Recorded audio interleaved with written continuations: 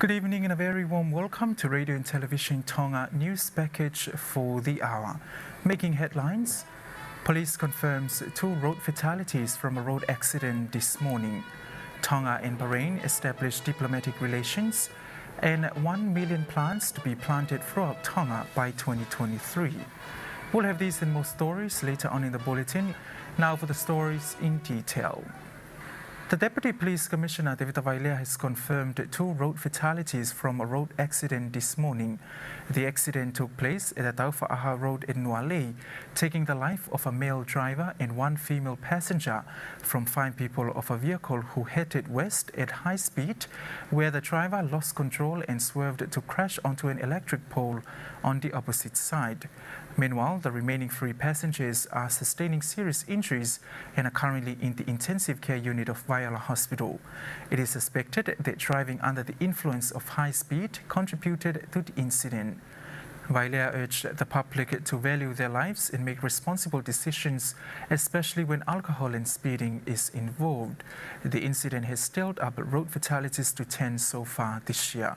However, due to an emergency fault at the Tonga's distribution line in the Nuku'alofa areas caused by the car accident, electricity in Waini, Makeke, Nuku'alofa and Tapuhia were switched off at 11 a.m. this morning. This morning until today's afternoon. Tonga Power Limited has worked to replace the pole and cables that were damaged from the road fatalities. The Climate Change Division of the MEDEC Ministry has committed that by next year, 2023, 1 million plants have been planted throughout Tonga. This was brought up by a youth Talanoa session for climate change that was held today at Whaonelua Convention Centre as part of the National Climate Change Awareness Week program. The Climate Change Division of the MEDEC Ministry is committed to planting 1 million plants throughout Tonga by next year. This was mentioned during a Youth Talanoa session for climate change that was held today at the Whaonelua Convention Centre as part of the National Climate Change Awareness Week program.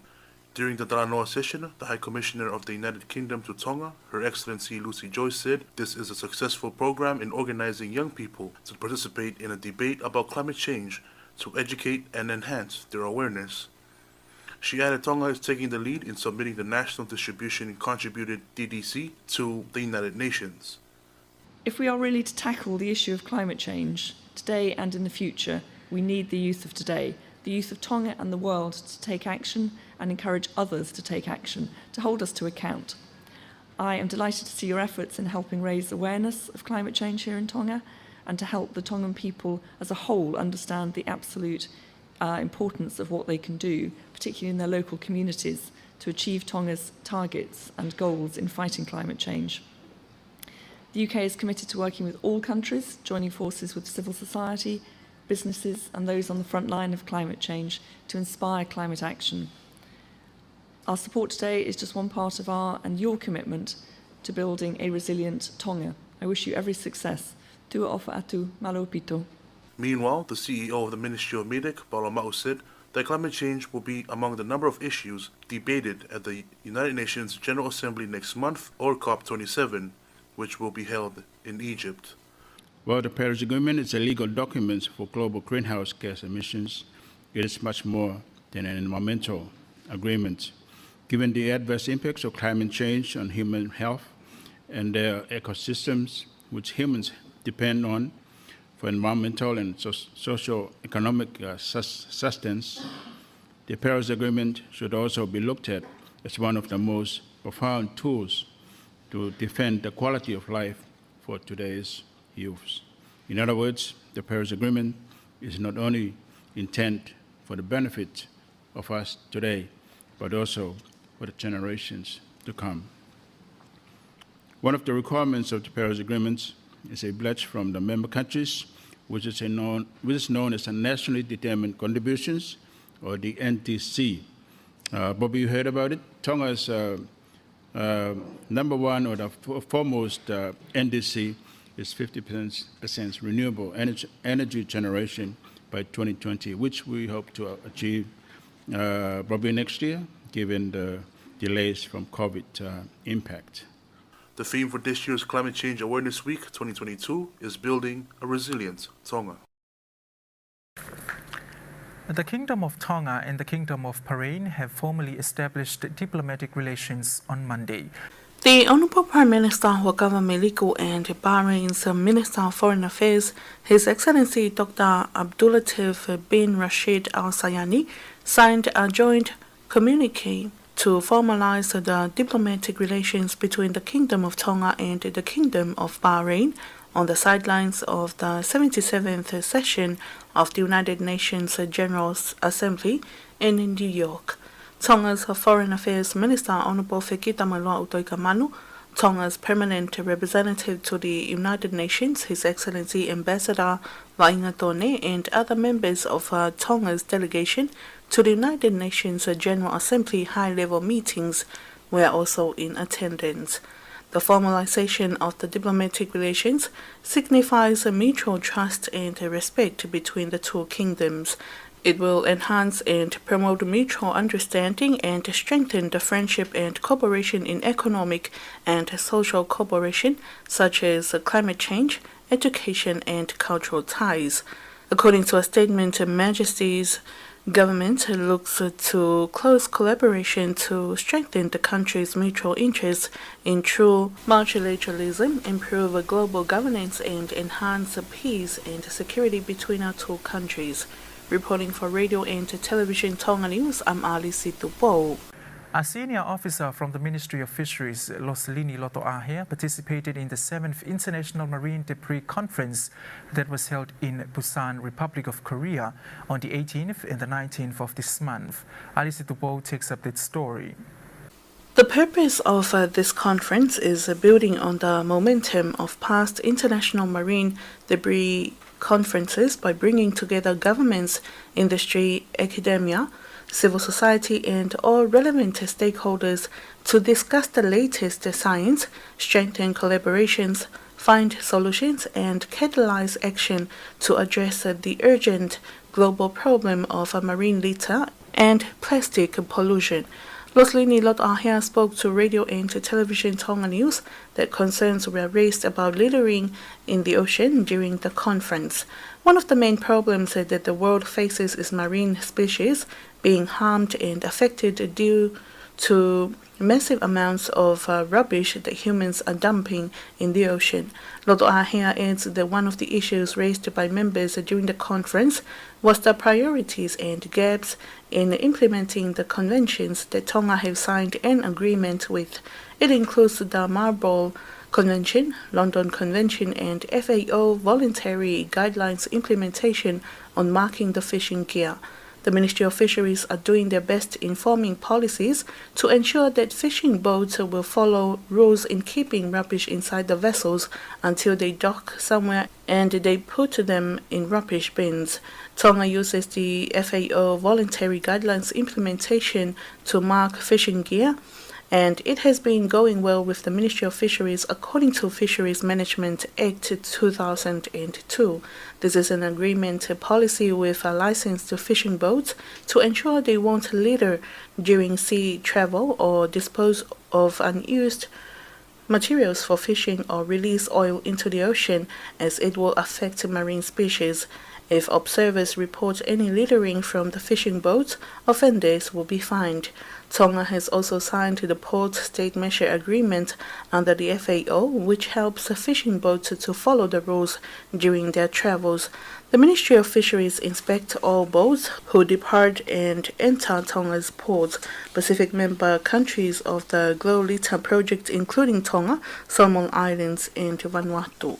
On the last day of the workshop, members who participated in the conference tried to share ways that Tonga can join in a twinning agreement to fight against the littering in the ocean.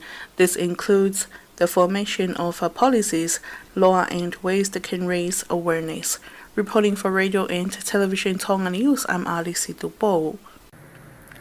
The Climate Change Department of the Ministry of Medec hosted the finals for their inaugural secondary school climate change quiz yesterday, which Lavengamalia College won. The quiz aims to raise awareness of climate change as part of the National Climate Change Awareness Week Program 2022. It also aims to encourage secondary school students to build up their knowledge on climate change issues. Mark Ake has more on that story. The quiz competition was won by Lavengamali College after they beat Tonga College Atele 8 points to 7. The bronze final was between Tailulu College and Ocean of Light, which Ocean of Light won 14 points to 4.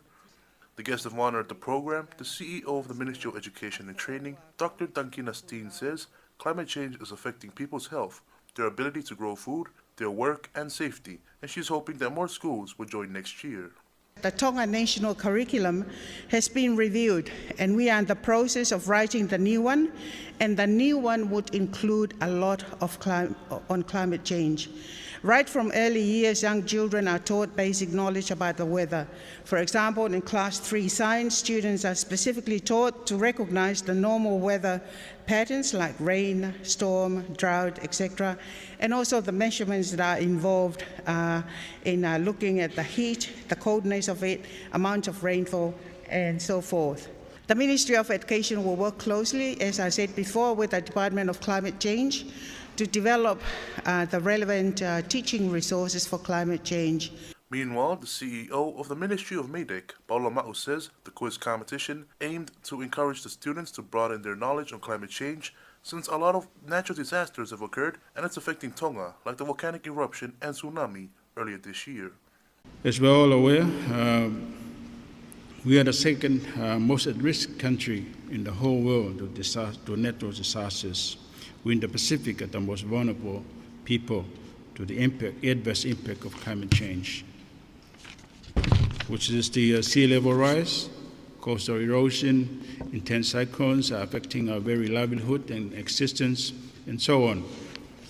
But we are resilient people, we hope. Today, you are ambassador of climate change. Young as you may be, the future is in your hands. What you do today will decide what you become tomorrow. I encourage you to do something useful, do something good, strive for knowledge and understanding, and do your best always.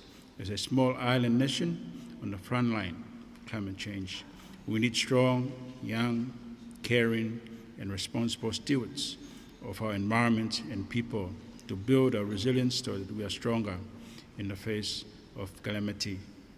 8 secondary schools joined the competition, which included Takuilau College, St. Andrews High School, Queen Charlotte College, Apu'o College, Ocean of Light, Tailulu College, Tonga College Atele, and Lavengamali College.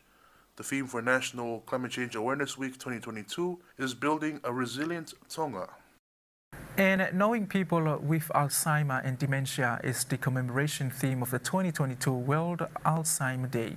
As the 21st of September every year marks the International World Alzheimer Day, the Hawelo Alzheimer Tonga is marking the importance of the day by running free clinical services for elderlies at the Universal Pharmacy in Whanga from 10 in the morning to 2 o'clock today's afternoon.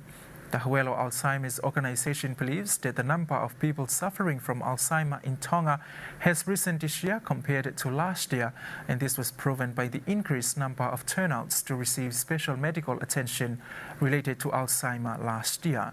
According to a report from the World Health Organization, Alzheimer is the 7th major disease that causes death in the world. In an interview with Lupe Ilayu, the Vice President of Hawelo Alzheimer Tonga, she says there are more people in Tonga in their 60s with the symptoms of Alzheimer's and dementia, and there are ways to prevent this. Today's free medical services include informing caregivers the importance of having more patience when living or interacting with people suffering from Alzheimer, such as elderlies. The Hawelo Alzheimer Tonga organization is a non-government organization, or a non-government body rather, that was registered in 2019 with the aim of helping those with Alzheimer. That wraps up this evening's news package, but before we part, here's one final look at today's top stories. Police confirms 2 road fatalities from a road accident this morning at Nuku'alofa. Tonga and Bahrain established diplomatic relations, and 1 million plants to be planted throughout Tonga by next year, 2023.